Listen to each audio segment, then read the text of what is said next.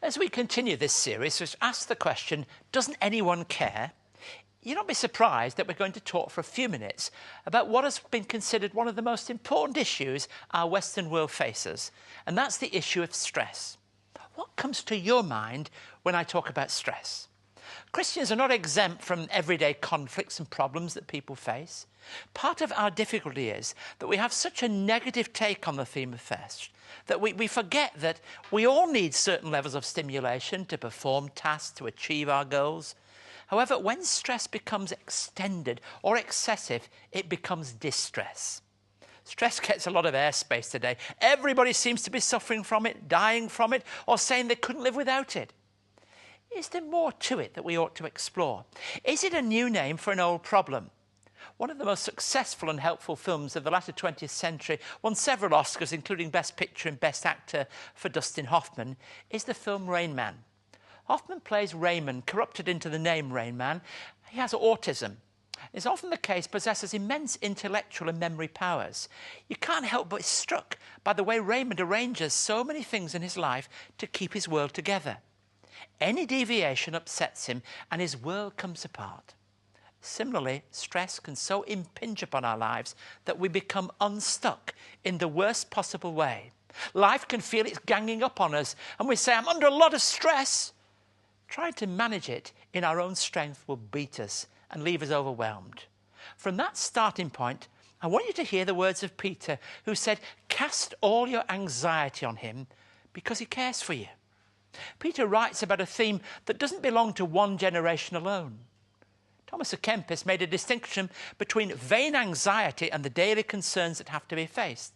He reflected, oh, how great peace and quietness would he possess who should cut off all vain anxiety and place his confidence in God.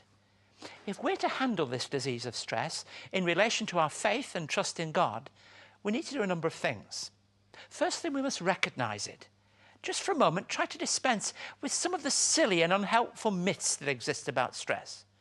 The stress experience isn't real, it's only in the head. Only weak people suffer from stress.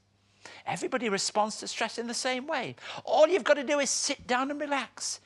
Well, they're nonsense, really. We have to dispel these myths to enable us to find at least an enduring strength in our own lives. According to the World Health Organization, health is not merely the absence of disease, but a state of physical, mental, and social well-being. Recognize what it is that puts you under stress. Put things into perspective in Jesus Christ. Just think of his ministry for a moment. No one lived a more pressured life than him. He didn't run away from the pressure, but he did find space in which he could put his own life into perspective.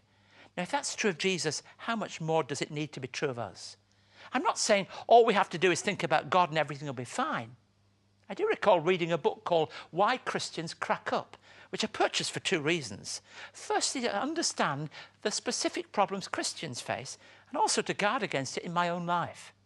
When we journey through the experience of stress, we can form such a poor view of ourselves, creating an even poorer spiritual attitude within. When we face this kind of situation, we need to place our lives very clearly into the presence of God in Jesus Christ. We also need to leave it with him. When we experience anxiety, burdens, or stress, it's important to be able to offer them to God, but it's equally important that we don't take them back. Leave it with him. Phillips Brooks wrote, tell him about the heartache, and tell him the longings too. Tell him the baffled purpose when we scarce know what to do. Then leaving all our weakness with one divinely strong, forget that we bore the burden and carry away the song. When I was preparing for a series of addresses, I read a number of books on stress, and it was amazing how many had this chapter, Coping with Stress. Almost as if that's the best you could hope for. A biologist told the story of how he watched an ant carrying a piece of straw which seemed too big for it to drag. The ant came to a big crack which it had to cross, but it seemed too big.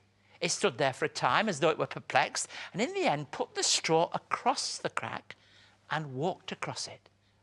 We can deal with our stress by converting our anxieties and burdens and letting them bear us up instead of breaking.